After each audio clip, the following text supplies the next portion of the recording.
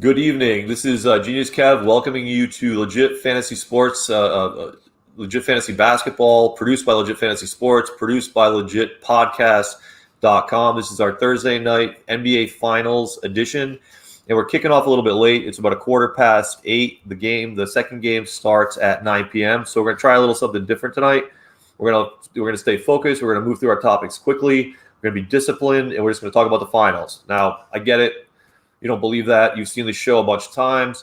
You've seen me, the genius, kind of shuffling through my note cards. I'm desperately looking for a topic to engage the co-hosts and keep things moving along. And then we see the king puffing his cigar. He makes a bad LeBron joke. Then we move it over to Coach TJ, and he does some dig about Ray's age, which I have to say, not supported by LegitPodcast.com. TJ's been written up twice for this kind of thing. And, we do support our mature co-hosts fully at legitpodcast.com. Lastly, then you swing it over to Brother Ray. He shrugs his shoulders. He looks like he's above all the fray. And then he tells you some story about how he's hobnobbing and rubbing elbows with famous people. It's a mess. I get it. So tonight we're going to tighten it all up. We're going to focus just on the NBA Finals. None of that will stand. And when I think about focus, the last person I think of is King Michael. So King, how's it going tonight? How you doing? You ready to go? What? Give me a what? The show started? I had no focus. My bad, Kev. See? Good job doing your Rickles impersonation there, though, with your fake tan. Right? Huh? And your three separate moons that you hang up behind you because, the genius likes lunar. It's metaphorical. Listen, first Speaking of all, of my LeBron jokes are on point. Second of all, I love when he makes fun of Ray's age. And thirdly, you guys keep blanking out the fact that my picks are usually the ones that are on. I'm usually the one speaking friggin' truth. So go ahead, Kev. Bring somebody else on. All right, you know what? I'm going to do it randomly. I'm going to close my eyes. Coach TJ, welcome to the show. Two things. First of all, I have never one time in 9 months made fun of Brother Ray's age. Not one time. I don't know how I got linked with making fun of Brother Ray's. Just because he watched Bill Russell play in high school does not mean that I'm going to take pop shots at him when he's not on the air. That's one. Number two, how the hell are you going to expect me to talk about I can't talk any faster than I already talk. And now you want me to jam an NBA Finals game into a 27-minute show. So I'm locked and loaded. It's ought to be interesting. All right, Brother Ray, you're on. The show has now started, Brother Ray. Can you hear us, Ray? Can you hear us, Ray? You know what? Just because I was the first one on my block to get a brand new Brontosaurus, okay? I don't deserve all this. By the way, at this time, I'm usually at Dunkin' Donuts hanging with my friends, deciding where we're going to take our pill, okay? So you guys, fine. You want to have fun? When I'm eating my prunes later, I'm going to crank all of you, all right? He actually has a Commodore 64, Kev. I don't know if you knew that. That's what I get it. And Brother Ray, just so you know, when you correct call somebody now, it shows your number and your name. So you. Rotary? Yeah. Exactly. All right, gentlemen. So we made fun of everyone here, but on Monday, you guys were too busy getting drunk, being in Narragansett, hosting a pool party to do a preview of the NBA Finals. So I was left to go into Tuesday night's game completely blind. I was smart enough to say as soon as Giannis was cleared to play, I bet Phoenix, and that hit. And I bet DeAndre Ayton over 28.5 points, rebounds, and assists, and that hit. And he's who I want to start with. Ayton looks unbelievable. He's entering my elite big man group with Boban and Robin Lopez. Our newest entry is DeAndre Ayton. He looked awesome. And I'm kind of curious, what do you guys think about him? And can Milwaukee figure out a way to keep him off the court? Coach, let's start with you. I love him. I love him because he doesn't do anything. We said it last week. He doesn't do anything he can't do. He does what he does. He rebounds the ball. He sets good hard screens, and he dunks when available. Now, he's added a jump hook that I don't think he had last year. The jump hook is extended out almost – it's almost like a 10-foot hook shot at this point. He's a dangerous weapon. Now, don't get me wrong. In this series, he's not going to go for 20 and 19 probably ever again. Maybe He always has these games where he's like 10-6, and you wonder why, right? He's got to stay out of foul trouble, first of all. But what he brought to the table, I mean, from a big man perspective, there's not 3 in the league I like more than this freaking guy. And sometimes I watch him do nothing wrong, and I'm like, I wish fucking Embiid was like that. And I know Embiid's a better player, and I know Joker's a better player, so I don't want to put him in that elite group. But, boy, there's something to be said for doing your job, doing it well, and doing it consistently. And that's why, that's why Ayton was to me, he was the best player on the floor for half the game. Yep. All right. Yeah, I completely agree. And obviously, Chris Paul had a monster game. Booker was a little bit subdued, but I guess King, let's go to you. What did you think of Game 1? You could talk about either side of the ball. We focused on Phoenix a little bit, but either side of the ball, what did you think of that first game? Well, first of all, it's upsetting to hear another Sixer fan have to bring Embiid into the conversation when no one even brought up his name. We weren't talking about Embiid or Ben Simmons. No one brought up those babies. What I'm trying to say is this, though. I think Ayton does look really good. Like I thought when they drafted him, and they drafted whoever they drafted this year was like a replica of him. I was like, maybe Ayton's not going to be the guy, but you need that guy. A lot of NBA teams don't have that guy that's gonna. Look, if you can get a big man that's gonna go out and do all the dirty work, you're solid. And then if you surround him with a bunch of shooters and Chris Paul, well, then you end up in the NBA Finals. And that's how I feel about this. I feel like that this is all Chris Paul's dance. This is the Chris Paul dance. This is what we're all here to see. That's what we're all expecting. And for one comment, you know how they put up the 3 best players on NBA.com? They still have Giannis with Middleton and Drew Holiday. And then on the other side, they got Chris Paul, they got Ayton, and they got Booker. You got to love that Phoenix team right now. I mean, come on. Yeah. One thing I'm going to say, you mentioned Coach spun this over to the Sixers. It would almost be like having an NFL podcast where every conversation was about the Giants. It would be kind of a very similar thing, very hard, a hard thing to manage. Different. There's a difference there, though, Kev. There's a difference there, though. Let me explain this. The Giants are an organization that have won a Super Bowl in each of the last 4 decades. The Sixers, well, they've been trying to rebuild now for the last 4 decades. So go ahead. All right. I'm going to give you the round 10-8 knockdown. Brother Ray, what did you see in Game 1 from either side that you liked or you didn't like? We talked about Booker. We talked about Paul a little bit. Sorry, we talked about Ayton. We talked about Paul. We didn't really talk too much about Milwaukee. So what did you see in that first game? I mean, I think it was good for Giannis to get back on the floor. I think that, bodes well for them the rest of the way. Without him, I don't think, they have a chance. So it was good to see that. Drew really needs to step up. Did not have a good game. I mean, if you look at the plus minus for both teams, I mean, it pretty much tells a story. I'm looking at it right now. PJ Tucker minus 14, Brook Lopez minus 17, Middleton minus 11, Drew minus 16. Then you look at Phoenix, and of course, it's the complete opposite. Miles Bridges 14, Jay Crowder 19, only had 1 point.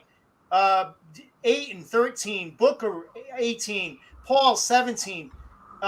They're more efficient. They're playing more efficiently. And if you look at Milwaukee's big 3 compared to Phoenix's big 3, the thing that really hits you over the head is, one of them's really old. The other 2 are mere puppies. Mere puppies that are going to be around, I don't know, another 10 years maybe. So that has to scare the crap out of the rest of the league. But it was just amazing that Phoenix they fill in.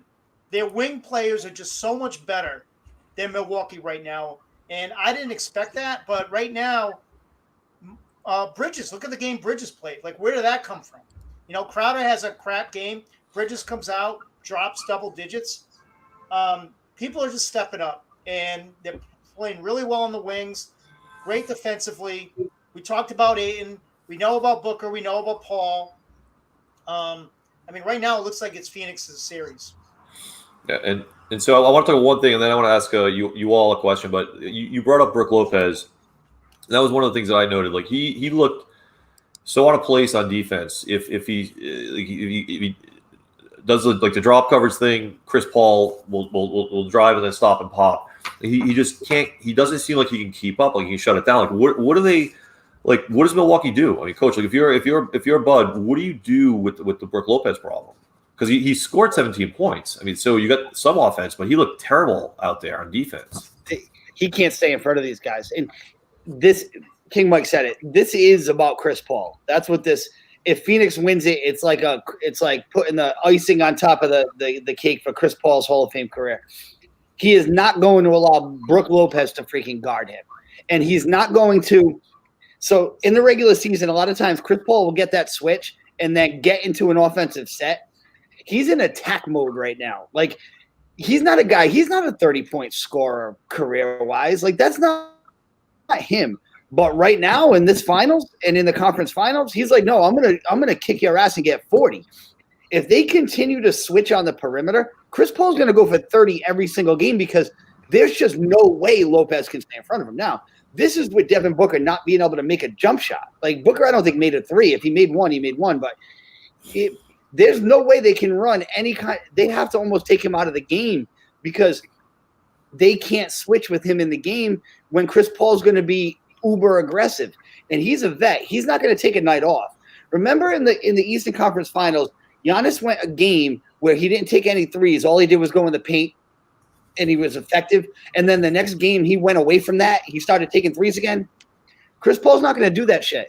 Like, Chris Paul is like, I am going to win this championship because I will never get here again, and this is my last and only chance to do it. So if they keep Lopez on the floor, they're going to keep getting that switch. There's going to be hell to pay, and that's coaching. I'm sorry. That is freaking coaching. You got to do something. Whatever it is you do, bring in another guy. Don't switch. Bring help. You can't leave Lopez ISO at the top of the key with Chris Paul playing for a championship. It just does not make sense. First of all, Chris Paul, Kev, played for the worst teams in the world. He tried to get traded to the Lakers, and they wouldn't let him. I remember right? that. They just stopped that, right? And the thing is, if Milwaukee doesn't come out and literally just like punch somebody in the mouth to slow that whole thing down, look, we had a conversation, me and you, about, again, my favorite line, styles make fights. And we were talking boxing. And I was trying to explain to you, like, hand speed, stuff like that. It's things that you can't fight against.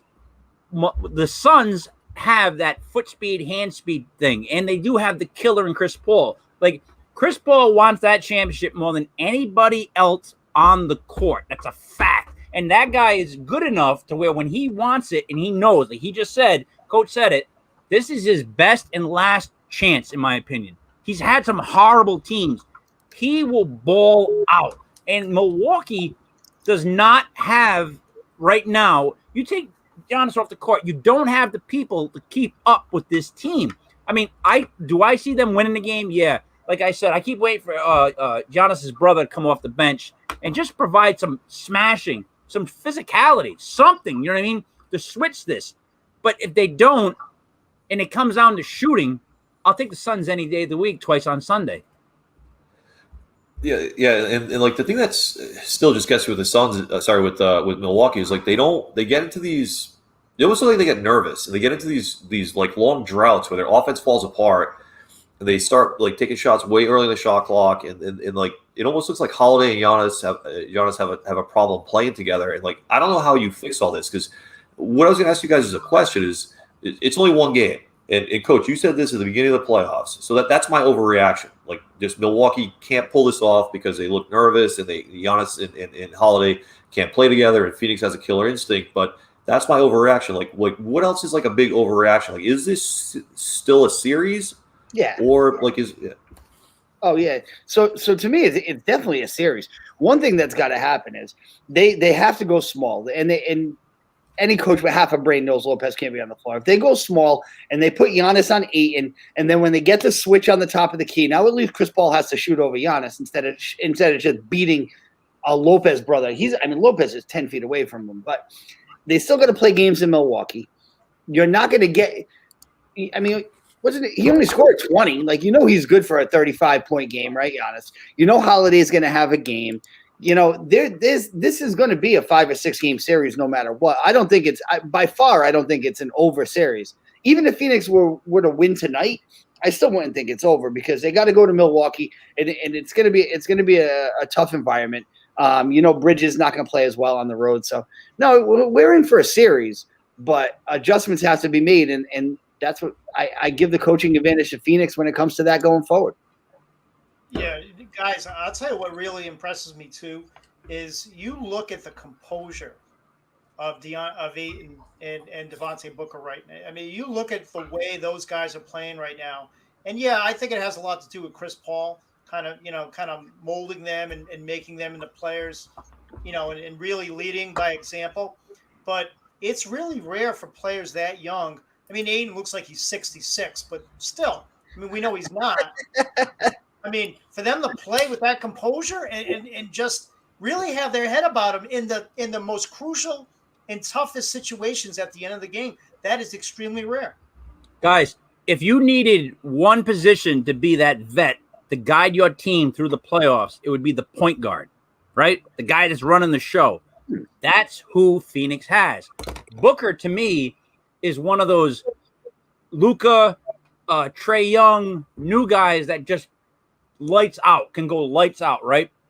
My biggest problem, and this is why I don't think it's going to be a series. I really think Phoenix wins like 4-1 because they don't match up right. Like, I don't even think these are the two best teams in the NBA. Let's start off with that, right? When I looked at all the teams that are out, I'm like, I don't know. The Sixers had a chance. The Nets could have won one. The Lakers could have beat. Like, I keep going on, but we're here with these two teams. And I don't think Milwaukee is built to compete with Phoenix. Because not only is Phoenix, like I said, have the vet point guard, the guys who can shoot, but they got the big man who's willing to set a pick on you and drop you to your ass. And Milwaukee doesn't have that. They don't. They got Middleton with the world's worst grill. It's just not going to work out. It's going to end up being 4-1. Yeah, sorry, actually, Coach, there you go. Because that's what I was thinking about. How do they fix the matchup problems? Because everything King said, I kind of agree with it. I guess, what do you do to fix the matchup problems? Well, the first thing you're going to do is Holiday has to defend better. He can't get caught on screens. The whole matchup thing looks funny because of all the half-ass defense starting on the ball, right? If Holiday just stays on Chris Paul, everybody else kind of falls into place. Like Jay Crowder and PJ Tucker can go stand in the corner. Neither one of them can move. So they can just go guard each other in the corner. And then it looks kind of a lot different. Middleton and Booker is not a great matchup, but it's a feasible matchup. What we saw was too many guys mismatch. And then anytime they did try and double, Ayton would run to the basket and get a freaking layup. So it really comes down to defense, and it comes down to a lot of it comes down to, pretty much defensive effort is what I think. So I disagree that it's going to be a rout of a series. Plus, it's the NBA. So one thing we know in the NBA is they're going to try and milk it for an extra game no matter how. Maybe not this year, though. They might want to get out of this because they've done 2 seasons in a row, and people keep dropping like flies. You know what I mean? They might want to. This is like when you play a video game and you hit like auto select for both teams, and they give you some miscellaneous matchup, right? Yeah. But from my understanding, game 1 of the finals wasn't that bad ratings wise. The other thing I noticed about both of these teams, and it could come into play, there is no bench involvement in game 1. Like, no one off the bench did shit. I mean, the guard from Phoenix made a shot. Connaughton played a couple minutes, but if somebody that's not expected can come out and win a game for either team, it might shift the whole series. Yeah, I'd be curious to see what Bobby Portis does from here on out. I mean, he offers a little bit more mobility, a lot more mobility than Lopez. I mean, so maybe, if they're going to try and combat that switch, maybe he plays more minutes and they can see if they can shake that up, at least, change the defense on that end. But because right now, Drew cannot stay with Paul. It's not even close. Yeah. I mean, it looks like Drew is like standing in mud, because Paul, even at his age, is just running by him like he's standing still. So I think you're going to see Portis more maybe on the back end and try and defend that switch a little bit better than Lopez. Who can stay with Booker, for that matter? Then who can stay with Booker? Well, no one. I mean, you're going to give up something. I mean, there's no. But that's 2 guards. Paul. No one can stay with Paul. No one can stay with Booker. That's a bad sign. You can't let Chris Paul get 30. He's a 17 point a game scorer. Playoff stat comes up to about 20. He can't come out and get 30 and just totally dominate the game, right? So you're going to give up. If Devin Booker's going to get 25 to 30, it doesn't matter. No one has the answer for him either way, right? And one thing I liked about Booker is even though he couldn't make threes, he still kept getting to his mid-range spots. And, memo to every GM, Phoenix doesn't really wow you with the volume of threes, right? They get 14-foot jump shots and they make them. And they're winning the freaking championship on the basis of that. And, but yeah, I know you're not going to be able to stop him, but you got to keep Paul. You can't let Chris Paul just go off at 30. I mean, that's just not him. 10-foot shots in the lane. You can't let him take 10-foot shots in the lane, like undefended. Yeah, and that's like one of the things we always talk about with like this like new analytics basketball, and like Phoenix doesn't play that way. Like they were 11 of 34 for three. Milwaukee was 16 of 36. And Phoenix scored 118 points on that 3-point shooting. But like the thing, and I'm sorry, like I like big man, and I like always want to talk about it. Like Ayton, right? If they could figure out a way to get him off the court, You like big men? Milwaukee would probably have a chance. But like I went back through and I looked through like Ayton's stats for the playoffs, and the Clippers went small, right? They went small most of the games, and Ayton played at least 35 minutes every single game. So I don't know how they're going to get him off the court. Like I think if they got him off the court, they could probably handle Booker and Paul. But the three of them are just so wired in, like they're just so tight. Like it's tough. So you know what the analytics, how you just broke that down, Kev? The difference is that Phoenix is playing to win. Like they're not playing to shoot threes, to look good, to do this, to do that. Chris Paul's got them like, we're going to win. You just take the closest shot possible. Let's get it. Let's get out of the game. And that's why I'm telling you, that's why I don't see this as a series, because I don't see anybody on Milwaukee being able to galvanize that team and say, let's go rough them up and let's get in this game. Whereas I see like Chris Paul constantly being like, come on, Booker, keep playing. Because you know what? Booker has gone up so high on my list. That kid, watching him play is fun. It's a lot of fun watching that kid play. Watching Phoenix play in general right now, like my son told me at the beginning of the year, my son said, you want to watch the Mavericks and the Suns. They're going to be the most fun to watch. And I'll tell you, he's pretty much been on because these Suns are a blast to watch. One thing that's nuts about Phoenix, right? Chris Paul, when he's deciding what team he's going to go to, he can look at the entire league and say, I'm going to go to that team. And he goes to Phoenix. Like, how the hell did he look into that roster and say, I can make that team good. Like, I can be good with that team. When all the other options are available, pick them. All the other teams that are a sexier place than Phoenix was coming off like a lottery season. And it says a lot. I'm rooting for the guy. I really am.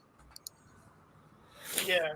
And another thing, too, I mean, when I'm watching Ayton play, and I know I keep going back to Ayton, but when I see him rebound the basketball, it reminds me of like a really poor, I'm not comparing him to this guy, okay? But a really poor version of like Moses Malone. I knew you were going to say that. The way he absorbs contact in the lane, it is completely immovable. 2 hands every time. 2 hands. What team did Moses play for? The Rockets. The Rockets. The Rockets. Everybody. The Bullets. You're right. When Ayton goes to rebound the ball, he's going to rebound the ball. Like on some Otis Gilmore, Moses Malone, old school big man, not going to tap it, not trying to be pretty about it. He's going to get the damn rebound. And when you look at the defensive rebound statistics, Phoenix, no one else on Phoenix really gets any because he gets them all. He gets all the rebounds. Yep. Immovable.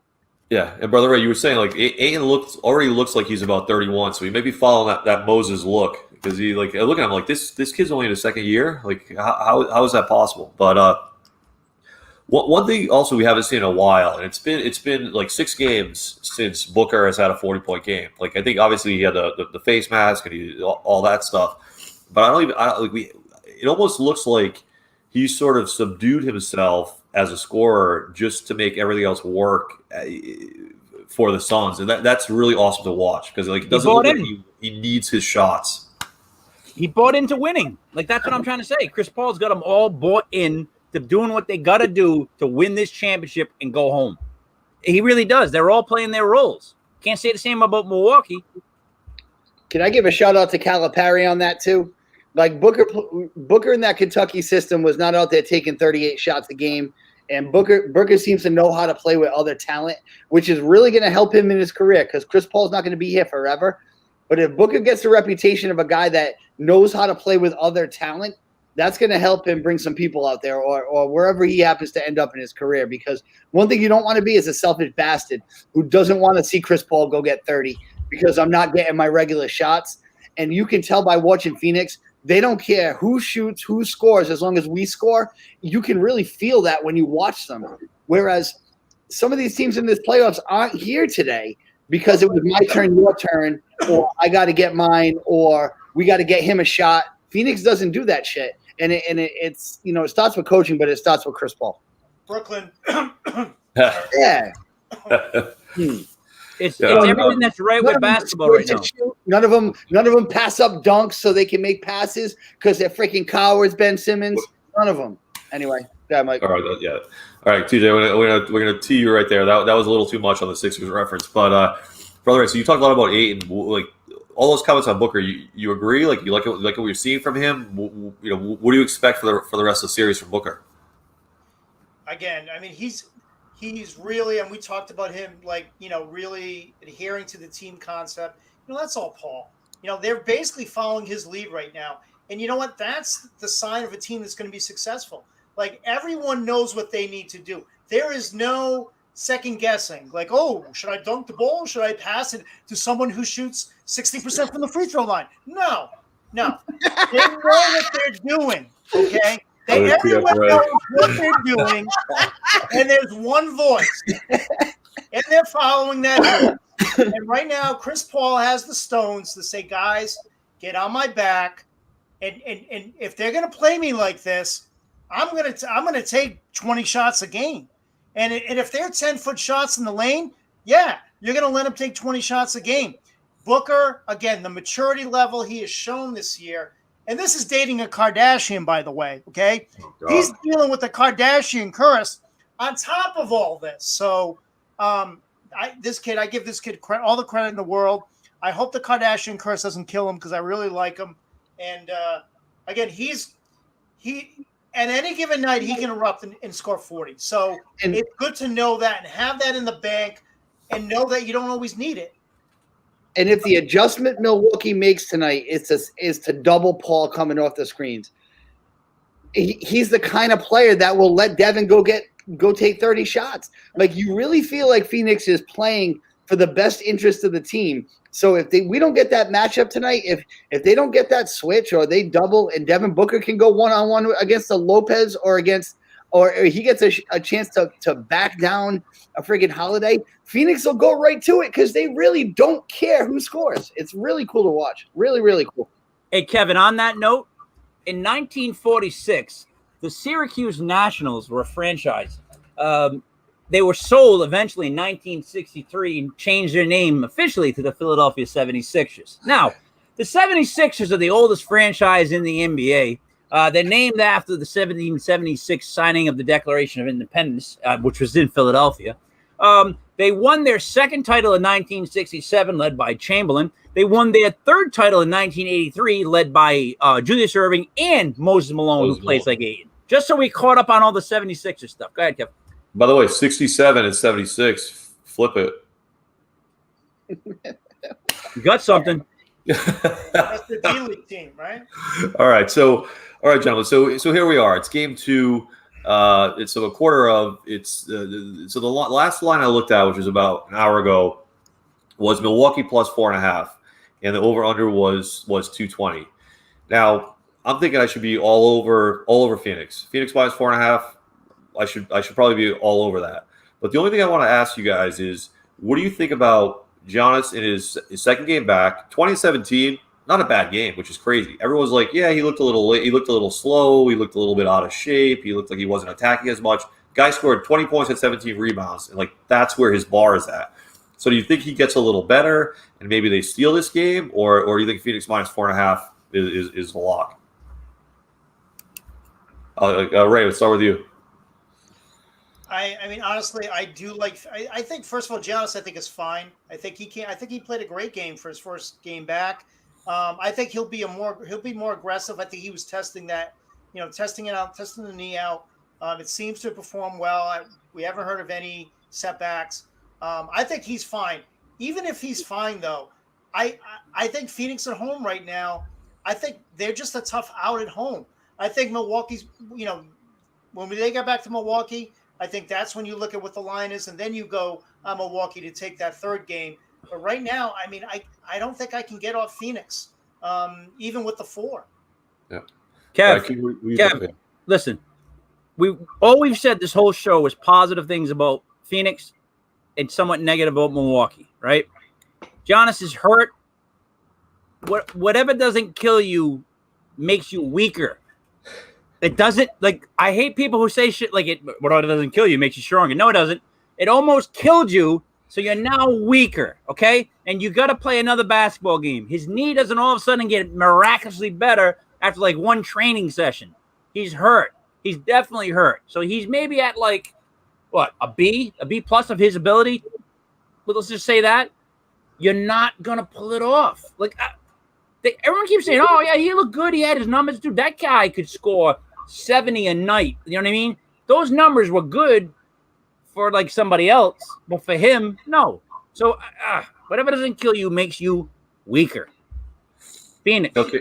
T-shirt. Yeah, I think I kind of liked you when you were a little bit censored. But so was your pick Phoenix -4.5? You like me when I was censored, Kev? Don't. Go fuck don't. yourself. Pick Phoenix plus the points. He tells you like he was better when he was censored, and you tell him to go fuck yourself. So Phoenix -4.5. Yes, no. What's your call? Phoenix. All right, Coach.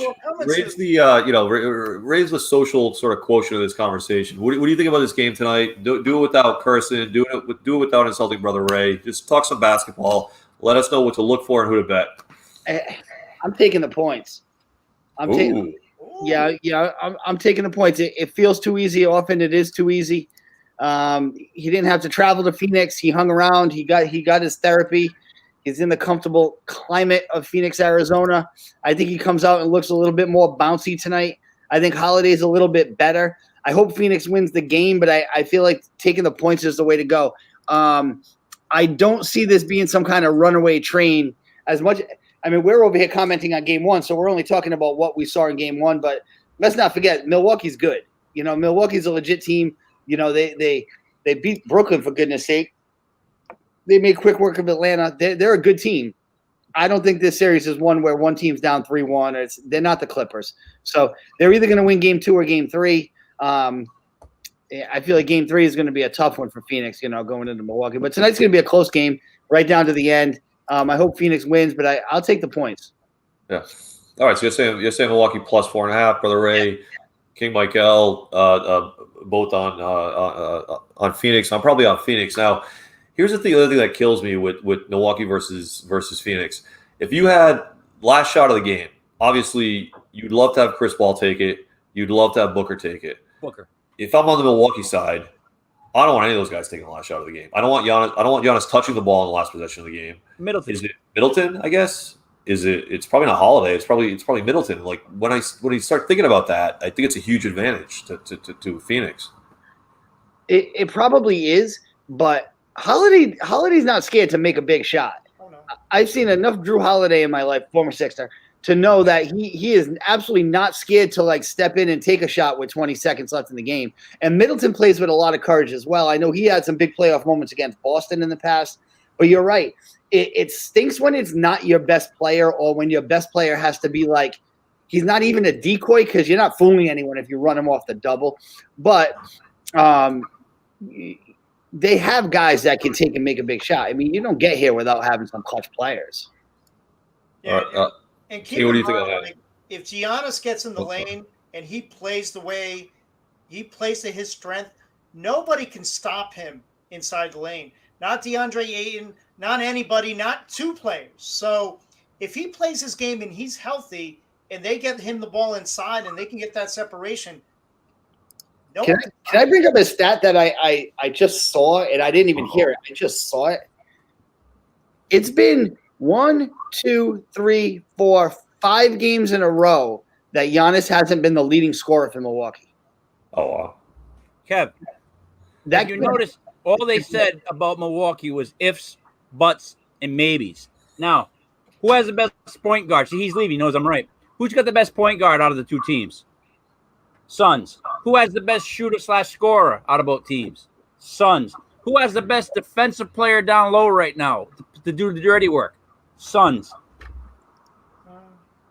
Well, what are we talking about here? I mean, it's a matchup. Where does Milwaukee break ahead? Like, what do they got ahead of the Suns? What are they better at right now than the Suns?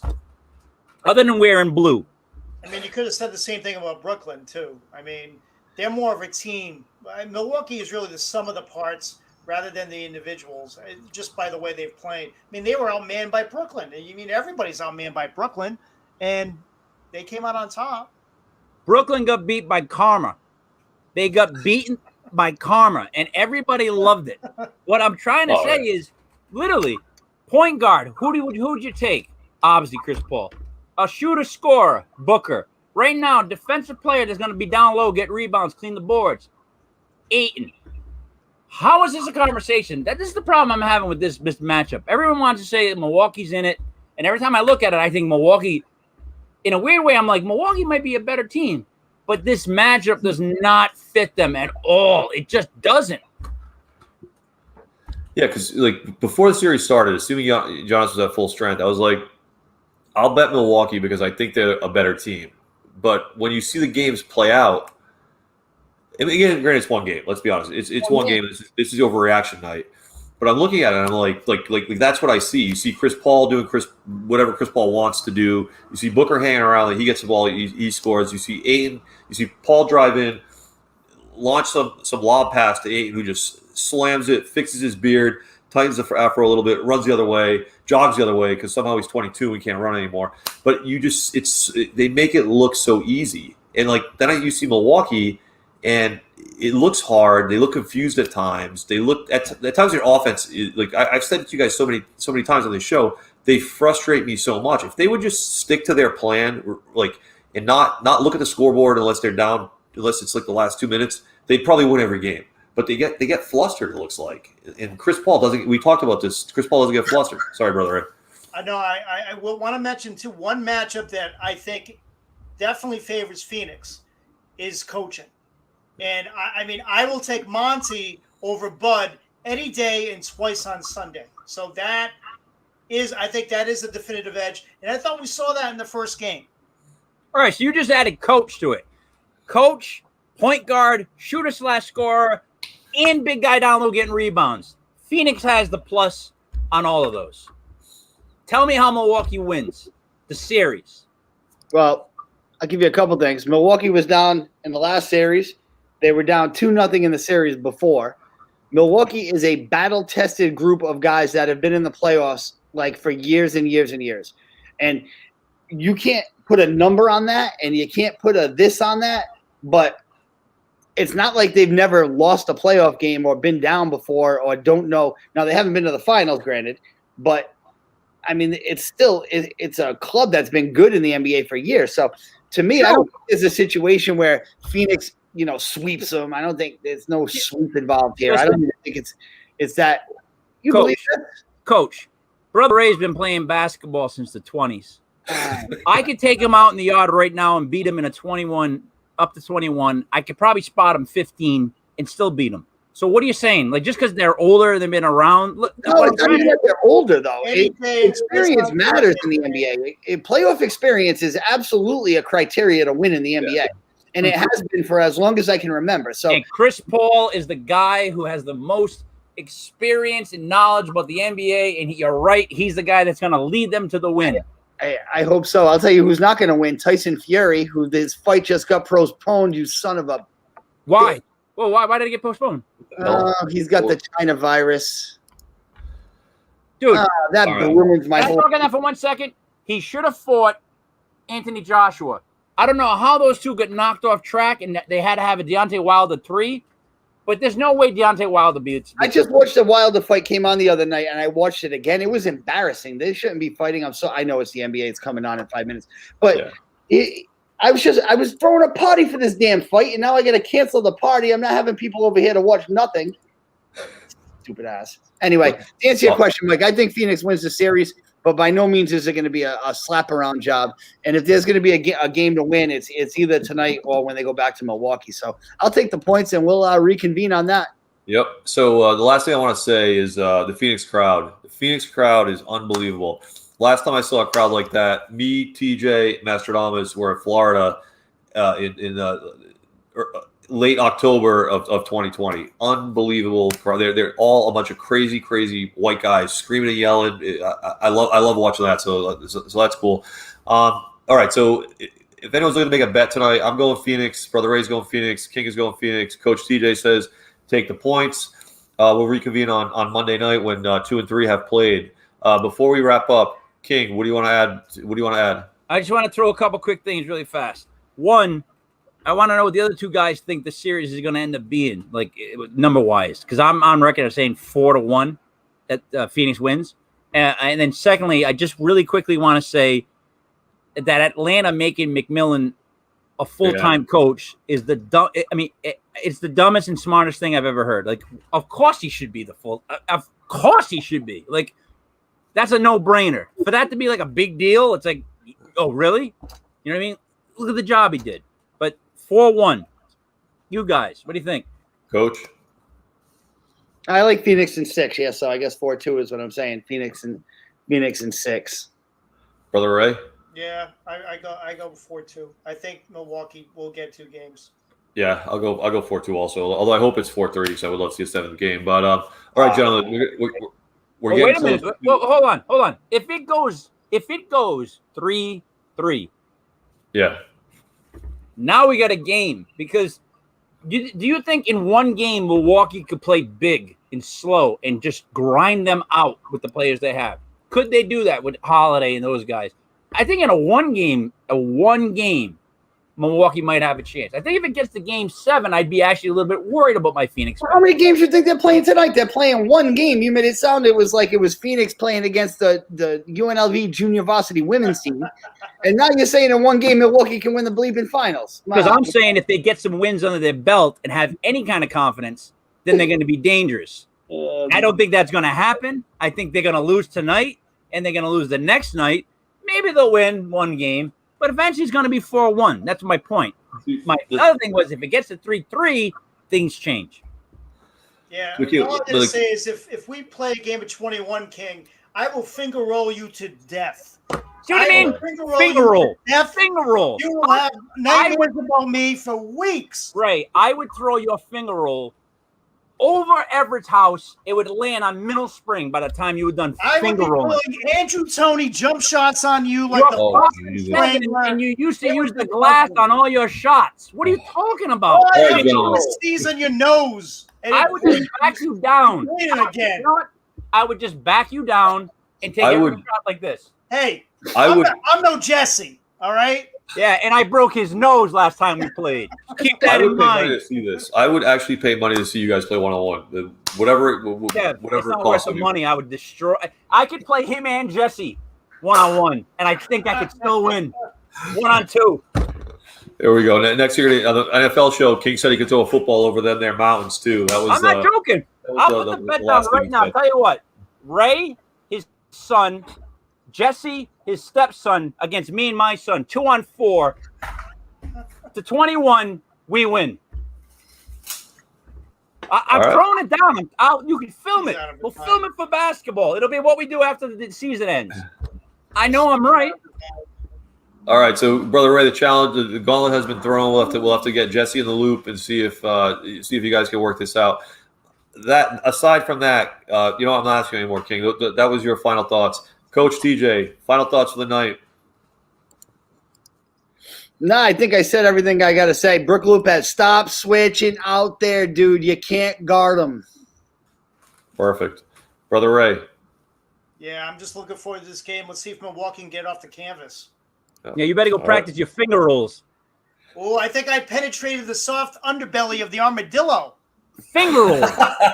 Finger rolls. All right. Imagine that. Imagine someone goes, I'm going to kill you with finger rolls. What?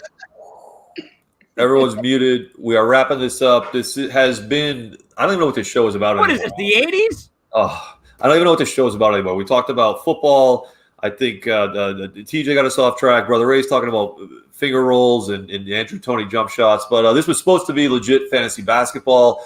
Enjoy game 2 tonight because we're not going to. So you might as well have a good time. And we will reconvene on Monday.